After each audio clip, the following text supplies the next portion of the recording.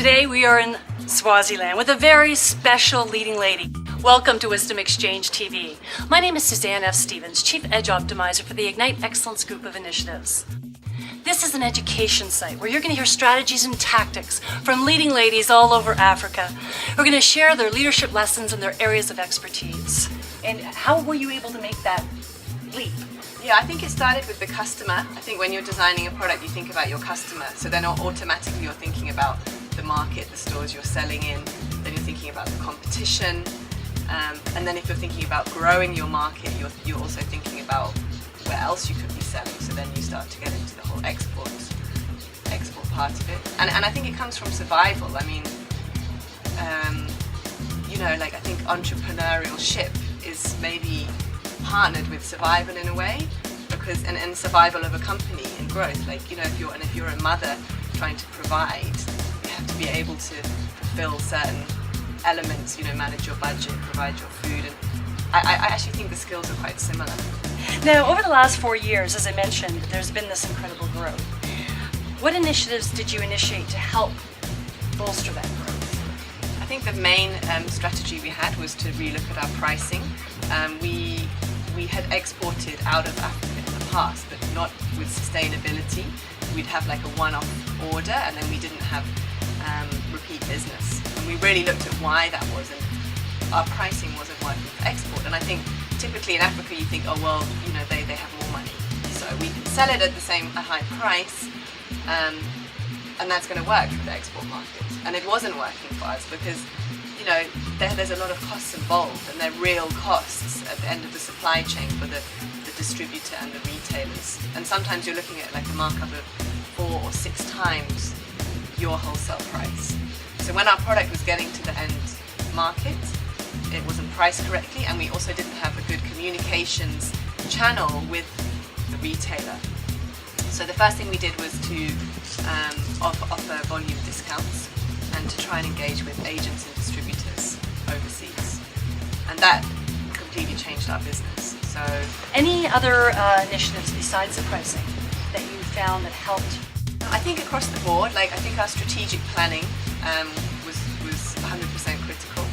And we do that once a year, and as we've grown, we've brought on more and more of our staff and the artisans into that process.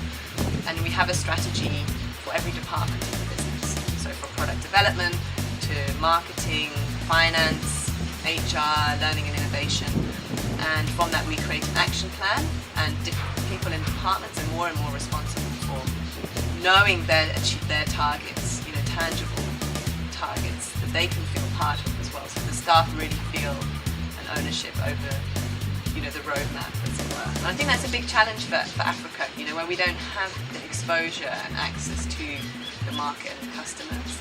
It takes a lot more effort to really go there and understand it. And I think understanding the customer is of huge importance. I think that's a big mistake that we make, and I see it in Swaziland with a lot of the smaller handcrafters, is that they'll sit there with their product and then they'll say, there's no customers. Whereas there are customers. There's companies here that prove there are customers. So what they're not looking at is the product right for the customer. I think our most successful product, maybe I can focus on a new product, has been where we've combined materials. So we always work with Lutinti grass, which is an indigenous grass to Swaziland. It's like our signature piece. And what we started doing is partnering producer groups together. So we make a product that's combining different elements. So it might be clay with grass or ceramic with grass. Also we're using recycled fabrics with the grass. And I think what it really starts to talk about is how starting to work together is creating strength. And a lot of times in business we're afraid of competition, we're afraid to work with other organizations, we try to keep things inside, and I think it can be a really beautiful way for Africa and craft to grow, is to being able to see that partnerships are a really positive thing. And I think that always with our product, it's the philosophy as well as just the product. So they call that from competition to collaboration. Yeah, I think if we're talking about in terms of handcraft, I would say it would be to look at what is available. So to like look at the raw materials, to look at the skills, and to really embrace the roots of that African culture, because so much, again, we look to the West for inspiration and we're not respecting and seeing the beauty and the power in the indigenous products. So looking at cultural items and then what it is being really smart about how can that be adapted for the market.